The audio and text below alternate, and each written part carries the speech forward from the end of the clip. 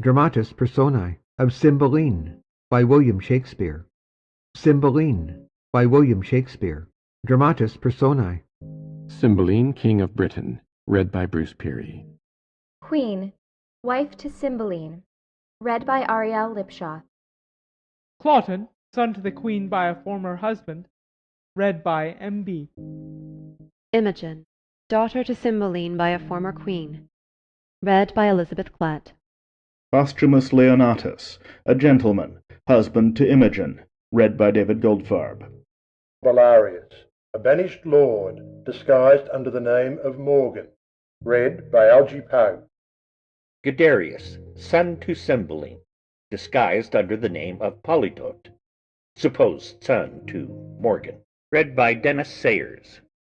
Arviragus, son to Cymbeline, disguised under the name of Cador, supposed son to Morgan, read by O123. Pisanio, servant to Posthumus, read by Matthew Rees. Cornelius' opposition, read by Amy Graymore. First Lord, read by Rick F. First Lady, read by Rashada. Second Lord, read by Ariel Lipshaw. First Gentleman, read by Algy Pug. Second Gentleman, a gentleman of Cymbeline's court, read by John Fricker. Lady, read by Rashada. Lord, read by Rick F. First British Captain, read by Elizabeth Klett. Second British Captain, read by John Fricker. First Jailer, read by Bill Moseley. Second Jailer, read by Ariel Lipshaw.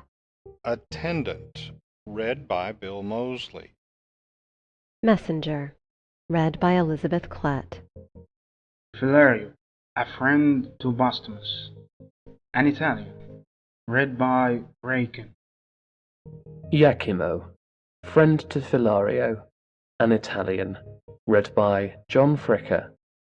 Frenchman, read by Timothy Ferguson. Caius Lucius, general of the Roman forces, read by Mark F. Smith of Simpsonville, South Carolina. First Senator, read by Algy Pug. Second Senator, read by John Fricker. First Tribune, read by Bill Moseley. Roman Captain, read by Bill Moseley. Soothsayer, read by Timothy Ferguson. Jupiter, read by Elizabeth Klett. Cecilius Leonatus, read by Jason Bortles. Mother, an apparition, read by Robin in Norman, Oklahoma. First Brother, an apparition, read by John Fricker. Second Brother, read by Ariel Lipshaw. Narration read by David Lawrence. End of Dramatis Personae. Act 1 of Cymbeline by William Shakespeare. Cymbeline by William Shakespeare. Act 1, Scene 1.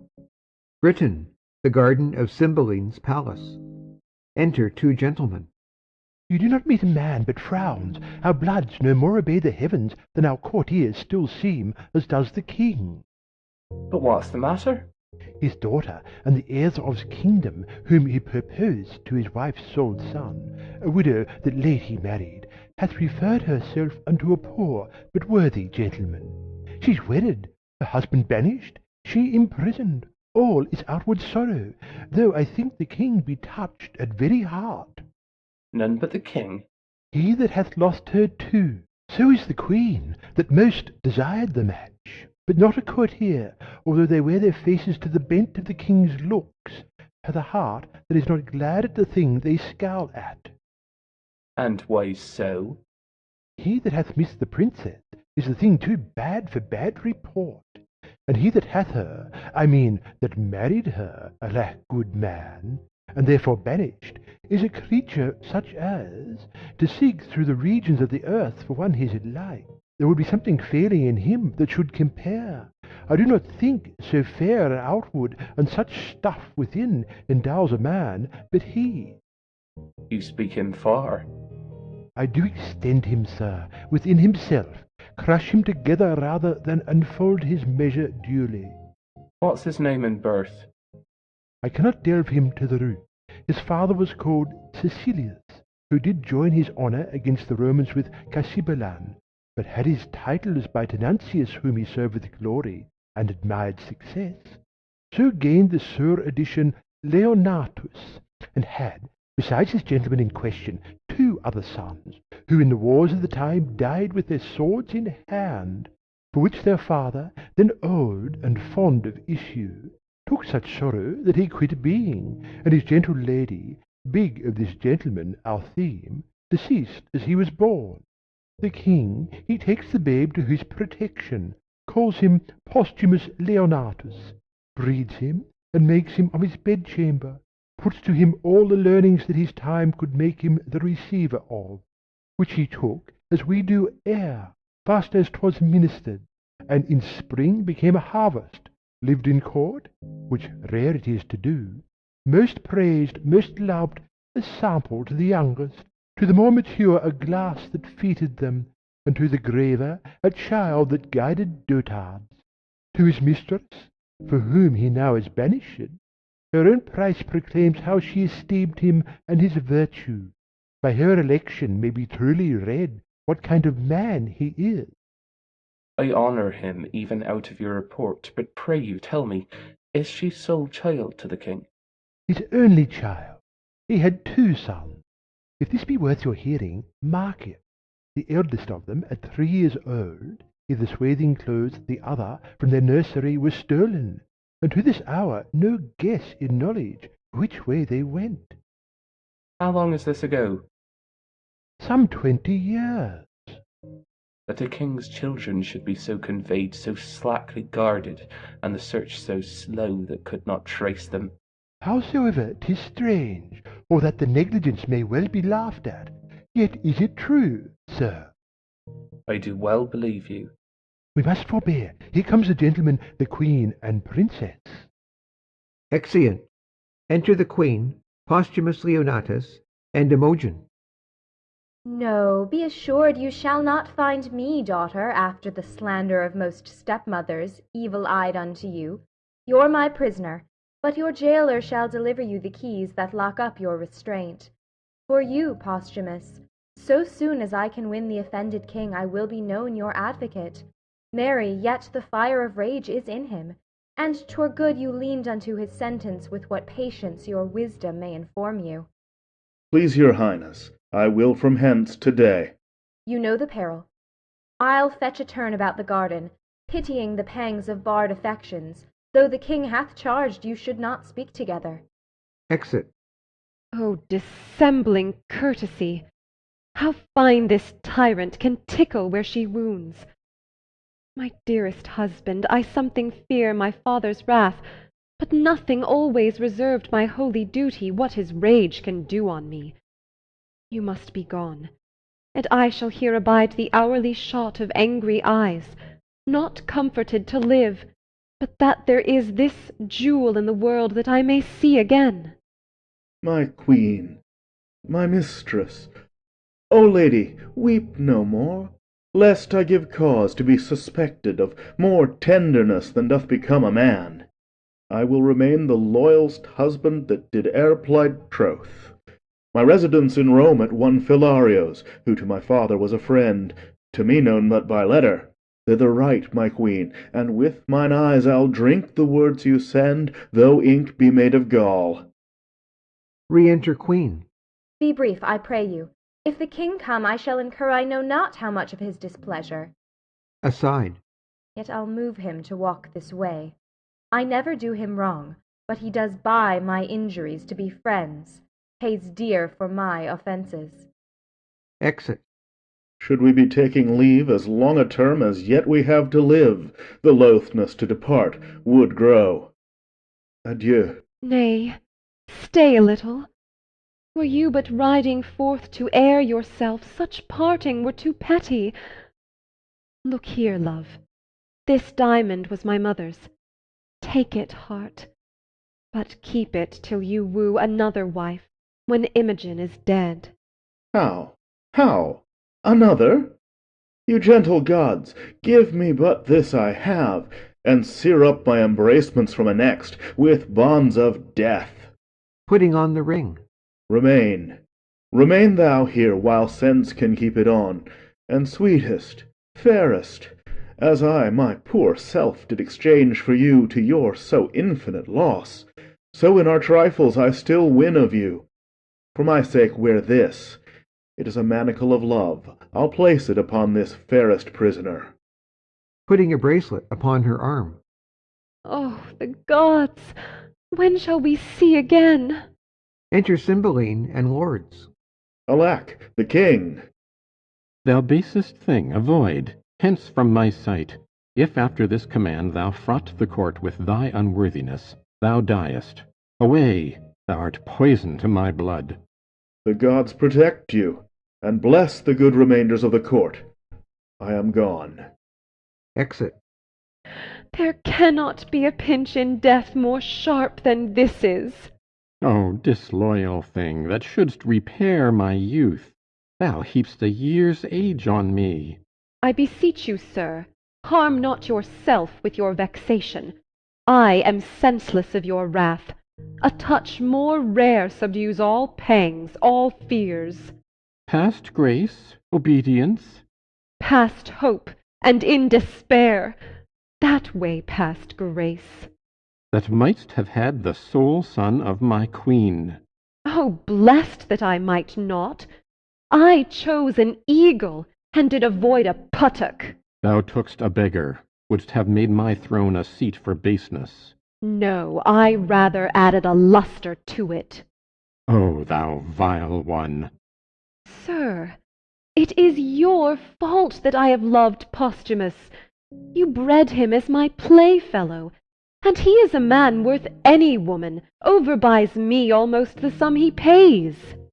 What, art thou mad?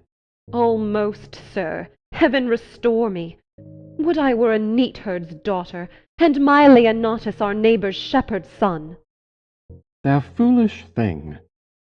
Re-enter Queen. They were again together. You have done naught after our command. Away with her, and pen her up. Beseech your patience. Peace, dear lady daughter, peace. Sweet sovereign, leave us to ourselves, and make yourself some comfort out of your best advice. Nay, let her languish a drop of blood a day, and being aged, die of this folly. Exeunt Cymbeline and lords. Fie, you must give way. Enter Pisanio. Here is your servant. How now, sir, what news? My lord, your son, drew on my master. Ah! No harm, I trust, is done? There might have been, but that my master rather played than fought, and had no help of anger. They were parted by gentlemen at hand. I am very glad on't. Your son's my father's friend. He takes his part. To draw upon an exile! O brave sir! I would they were in Afric both together, myself by with a needle that I might prick the goer back. Why came you from your master? On his command. He would not suffer me to bring him to the haven. Left these notes of what commands I should be subject to, when it pleased you to employ me. This hath been your faithful servant. I dare lay mine honour he will remain so. I humbly thank your highness. Pray, walk a while. About some half-hour hence, I pray you, speak with me. You shall at least go see my lord aboard. For this time leave me. Exeunt. Scene 2. The same, a public place. Enter Cloten and two lords. Sir, I would advise you to shift a shirt. The violence of action hath made you reek as a sacrifice. Where air comes out, air comes in. There's none abroad so wholesome as that you vent. Ah, if my shirt were bloody, then to shift it. Have I hurt him? Aside. No, faith, not so much as his patience. Hurt him? His body's a passable carcass, if he be not hurt. It is a thoroughfare for steel, if it be not hurt. Aside. His steel was in debt. It went o' the backside the town. The villain would not stand me. Aside. No, but he fled forward still toward your face. Stand you. You have land enough of your own, but he added to your having, gave you some ground. Aside. As many inches as you have oceans. Puppies. I would they had not come between us. Aside. So would I, till you had measured how long a fool you were upon the ground. And that she should love this fellow and refuse me. Aside. If it be a sin to make a true election, she is damned. Sir, as I told you always, her beauty and her brain go not together. She's a good sign, but I have seen small reflection of her wit. Aside. She shines not upon fools, lest the reflection should hurt her. Come, I'll to my chamber. Would there had been some hurt done. Aside. I wish not so, unless it had been the fall of an ass, which is no great hurt. You'll go with us? I'll attend your lordship. Nay, come, let's go together. Well, my lord. Exeunt. Scene 3. A room in Cymbeline's palace. Enter Imogen and Pisanio. I would thou grewest unto the shores of the haven, and question'st every sail. If he should write and not have it, 'twere a paper lost, as offered mercy is. What was the last that he spake to thee? It was his queen, his queen. Then waved his handkerchief? And kissed it, madam. Oh, senseless linen, happier therein than I. And that was all? No, madam. For so long as he could make me with this eye or ear distinguish him from others, he did keep the deck with glove or hat or handkerchief, still waving, as the fits and stirs of his mind could best express how slow his soul sailed on, how swift his ship. Thou shouldst have made him as little as a crow, or less, ere left to after eye him. Madam, so I did. I would have broke mine eye-strings, cracked them, but to look upon him, till the diminution of space had pointed him sharp as my needle, nay, followed him till he had melted from the smallness of a gnat to air, and then have turned mine eye and wept. But, good Pisanio, when shall we hear from him? Be assured, madam, with his next vantage. I did not take my leave of him, but had most pretty things to say. Ere I could tell him how I would think on him at certain hours such thoughts and such, or I could make him swear the sheaves of Italy should not betray mine interest and his honour, or have charged him at the 6th hour of morn, at noon, at midnight, to encounter me with orisons, for then I am in heaven for him, or else I could give him that parting kiss which I had set betwixt two charming words, Comes in my father, and like the tyrannous breathing of the north shakes all our buds from growing. Enter a lady. The Queen, madame, desires your Highness's company. Those things I bid you do, get them dispatched. I will attend the Queen. Madam, I shall. Exeunt. Scene 4. Rome, Philario's house. Enter Philario, Iachimo, a Frenchman, a Dutchman, and a Spaniard. Believe it, sir. I have seen him in Britain. He was then of a crescent note, expected to prove so worthy as since he hath been allowed the name of. But I could then have looked on him without the help of admiration, though the catalogue of his endowments had been tabled by his side, and I to peruse him by items. You speak of him when he was less furnished than now. Ease was that which makes him both without and within. I have seen him in France. We had very many there, could behold the sun with as firm eyes as he. The matter of marrying his king's daughter, wherein he must be weighed rather by her value than his own, words him, I doubt not, a great deal from the matter. And then his banishment. Ay, and the approbation of those that weep this lamentable divorce under her colours are wonderfully to extend him. Be it but to fortify her judgment, which else an easy battery might lay flat, for taking a beggar without less quality. But how comes it he is to sojourn with you? How creeps acquaintance? His father and I were soldiers together, to whom I have been often bound, for no less than my life. Here comes a Briton. Let him be so entertained amongst you as suits, with gentlemen of your knowing, to a stranger of his quality. Enter Posthumus Leonatus. I beseech you all, be better known to this gentleman whom I commend to you as a noble friend of mine. How worthy he is I will leave to appear hereafter, rather than story him in his own hearing. Sir, we have known together in Orleans. Since when I have been debtor to you for courtesies, which I will be ever to pay, and yet pay still. Sir, you overrate my poor kindness. I was glad I did atone my countrymen and you. It had been a pity you should have been put together, with so mortal a purpose, as then each bore, upon importance of so slight and trivial a nature. By your pardon, sir, I was then a young traveller, rather shunned to go even with what I heard, than in my every action to be guided by others' experiences. But upon my mended judgment, if I offend not to say it is mended, my quarrel was not altogether slight. Faith, yes, to be put to the arbitrament of swords, and such too that would by all likelihood have confounded one the other, or have fallen both. Can we, with manners, ask what was the difference? Safely, I think, 'twas a contention in public which may, without contradiction, suffer the report. It was much like an argument that fell out last night, where each of us fell in praise of our country mistresses, this gentleman at that time vouching, and upon warrant of bloody affirmation, his to be more fair, virtuous, wise, chaste, constant, qualified, and less attemptable than any the rarest of our ladies in France. That lady is not now living, or this gentleman's opinion by this worn out.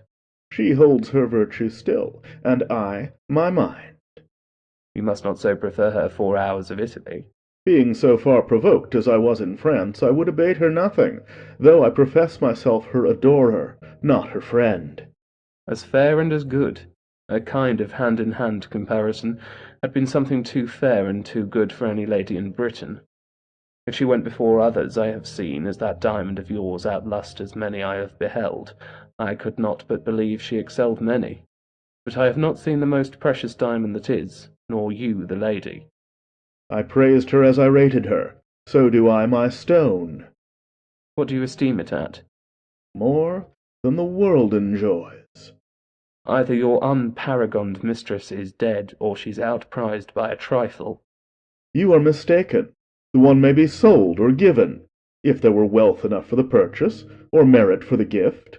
The other is not a thing for sale, and only the gift of the gods. Which the gods have given you? Which, by their graces, I will keep.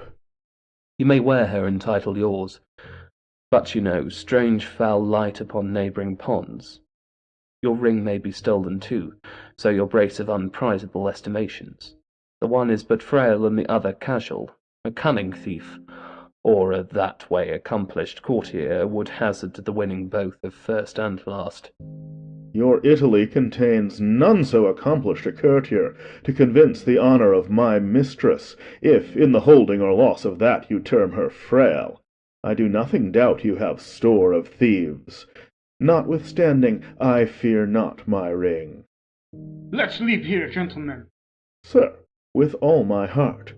This worthy signor, I thank him, makes no stranger of me. We are familiar at first. With 5 times so much conversation I should get ground of your fair mistress, make her go back, even to the yielding, had I admittance and opportunity to friend. No, no. I dare thereupon pawn the moiety of my estate to your ring, which in my opinion o'ervalues it something, but I make my wager rather against your confidence than her reputation, and to bar your offence hereinto, I durst attempt it against any lady in the world.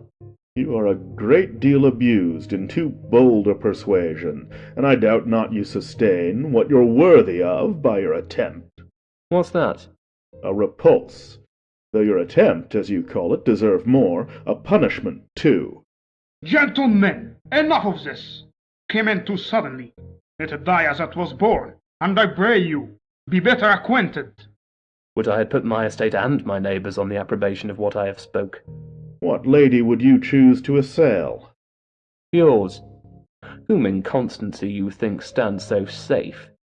I will lay you 10,000 ducats to your ring, that, commend me to the court where your lady is, with no more advantage than the opportunity of a second conference, and I will bring from thence that honour of hers which you imagine so reserved. I will wage against your gold to it. My ring I hold dear as my finger, 'tis part of it. You are afraid, and therein the wiser. If you buy ladies' flesh at 1,000,000 a dram, you cannot preserve it from tainting. But I see you have some religion in you that you fear. This is but a custom in your tongue. You bear a graver purpose, I hope. I am the master of my speeches, and would undergo what's spoken. I swear. Will you? I shall but lend my diamond till your return. Let there be covenants drawn between us. My mistress exceeds in goodness the hugeness of your unworthy thinking. I dare you to this match. Here's my ring. I will have it, Nolay. By the gods, it is one. If I bring you no sufficient testimony that I have enjoyed the dearest bodily part of your mistress, my 10,000 ducats are yours. So is your diamond too, if I come off, and leave her in such honour as you have trust in.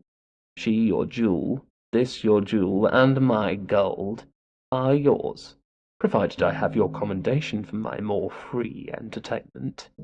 I embrace these conditions. Let us have articles betwixt us. Only thus far you shall answer.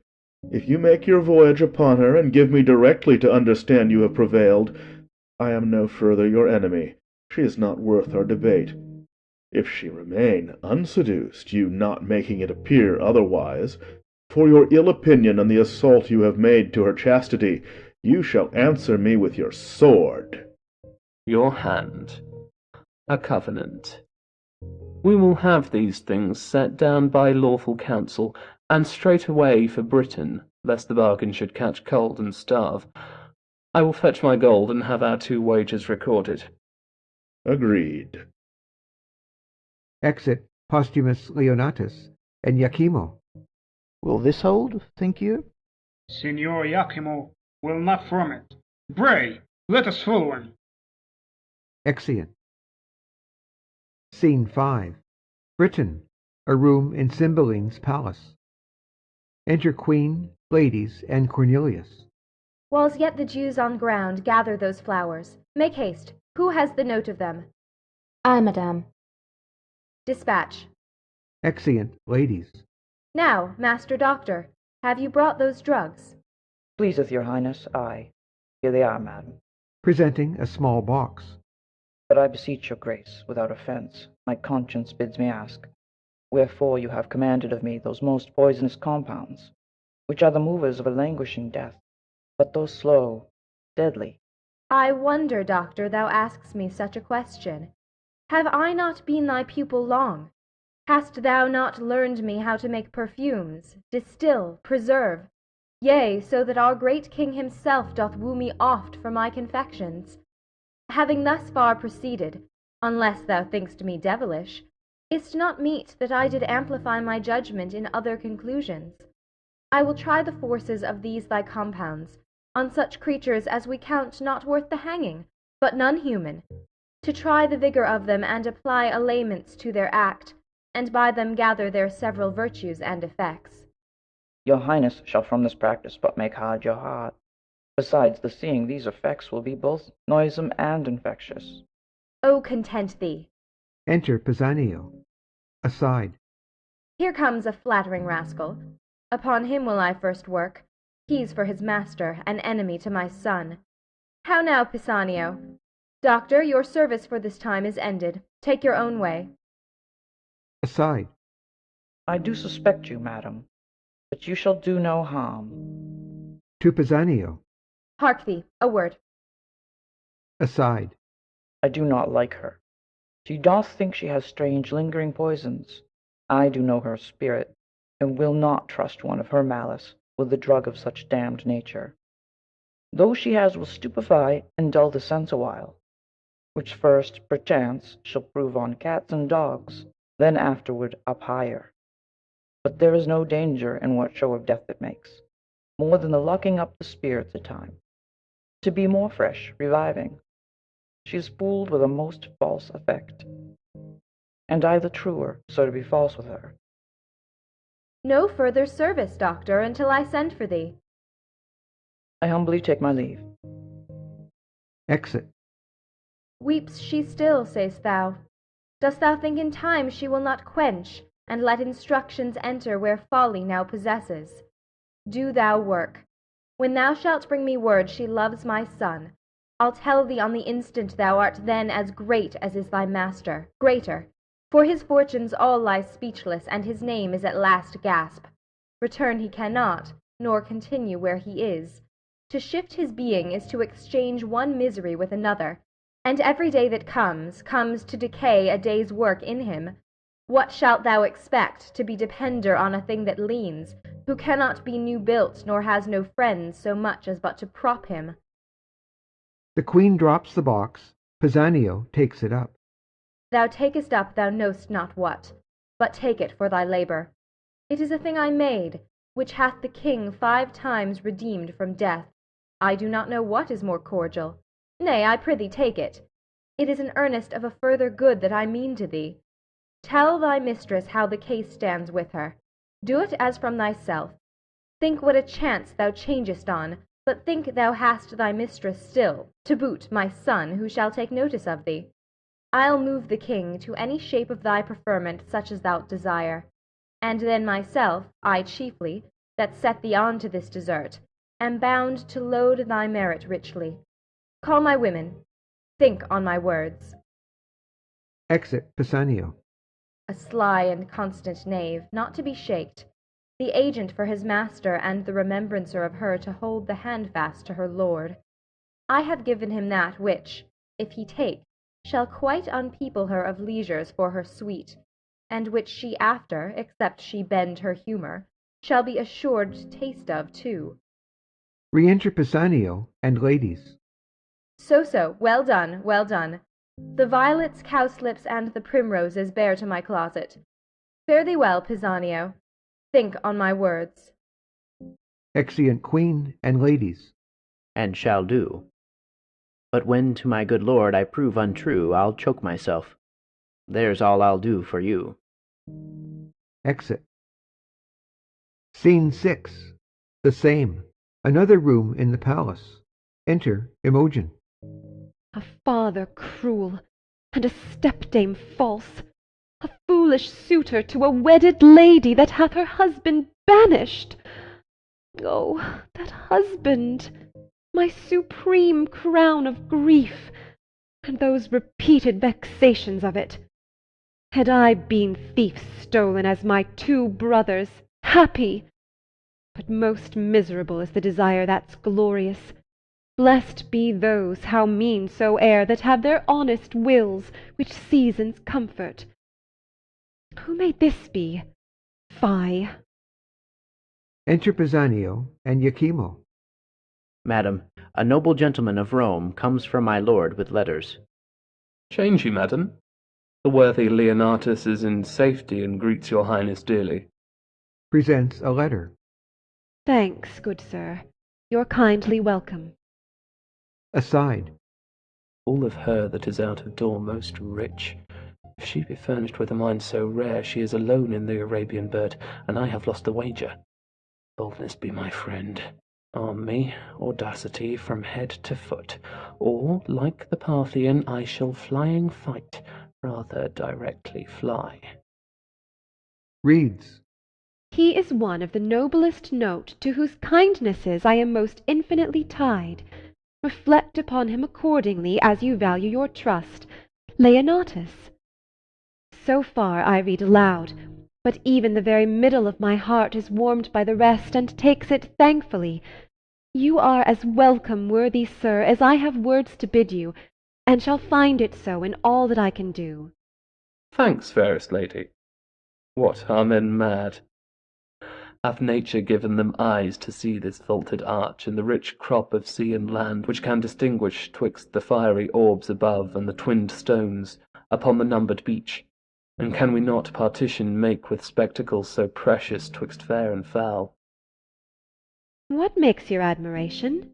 It cannot be the eye, for apes and monkeys, twixt two such she's, could chatter this way and contemn the nose with the other, nor the judgment, for idiots in this case of favour would be wisely definite, nor the appetite, sluttery to such neat excellence opposed, should make desire vomit emptiness, not so allured to feed.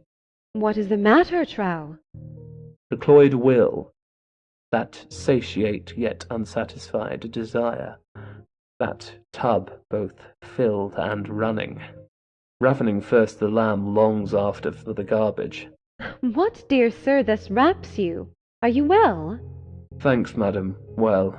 To Pisanio. Beseech you, sir, desire my man's abode where I did leave him. He is strange and peevish.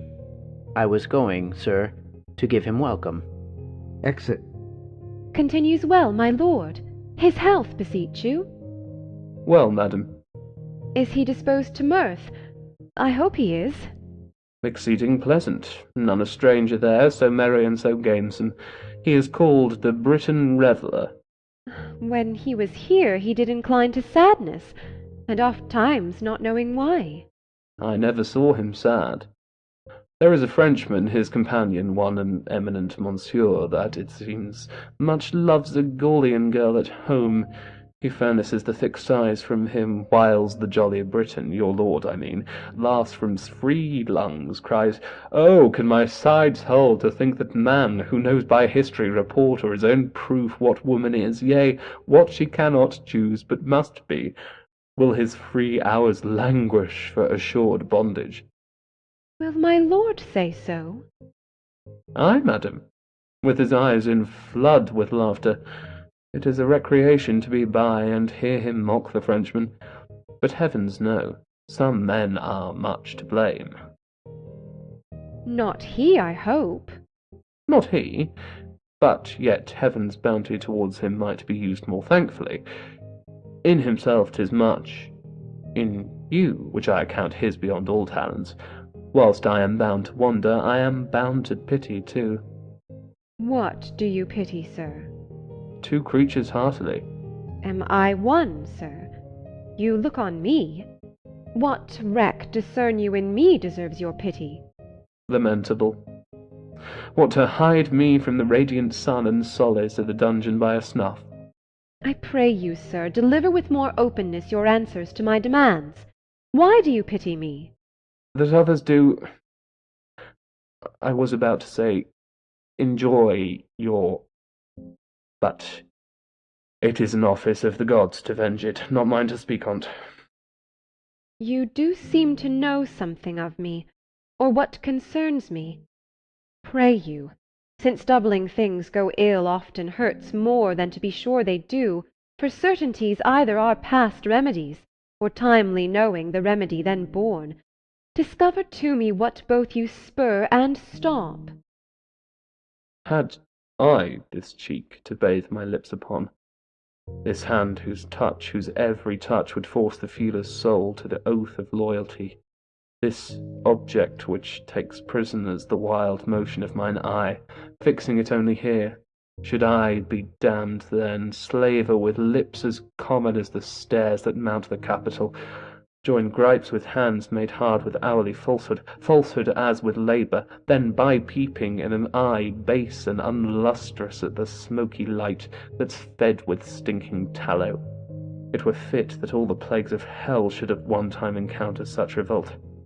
My lord, I fear, hath forgot Britain. And himself. Not I, inclined to this intelligence, pronounce the beggary of his charge, but 'tis your grace's, that from pay mutest conscience to my tongue charms this report out. Let me hear no more. Oh, dearest soul, your cause doth strike at my heart with pity, that doth make me sick. A lady so fair and fastened to an empery would make the greatest king double. To be partnered with tomboys hired with that self-exhibition which your own coffers yield, with diseased ventures that play with all infirmities for gold, which rottenness can lend nature, such boiled stuff as well might poison poison. Be revenged. Or she that bore you was no queen, and you recoil from your great stock. Revenged? How should I be revenged? If this be true, as I have such a heart that both mine ears must not in haste abuse, if it be true, how should I be revenged? Should he make me live like Diana's priest betwixt cold sheets, whiles he is valuating variable rants in your despite upon your purse? Revenge it. I dedicate myself to your sweet pleasure. More noble than that, run agate to your bed, and will continue fast to your affection. Still close as sure. What ho, Pisanio! Let me my service tender on your lips. Away! I do condemn mine ears that have so long attended thee. If thou wert honourable, thou wouldst have told this tale for virtue, not for such an end thou seek'st, as base as strange. Thou wrong'st a gentleman, who is as far from thy report as thou from honour, and solicit'st here a lady that disdains thee and the devil alike. What ho, Pisanio! The king my father shall be made acquainted of thy assault, if he shall think it fit a saucy stranger in his court to mart as in a Romish stew, and to expound his beastly mind to us. He hath a court he little cares for, and a daughter who he not respects at all. What ho, Pisanio! Oh, happy Leonatus!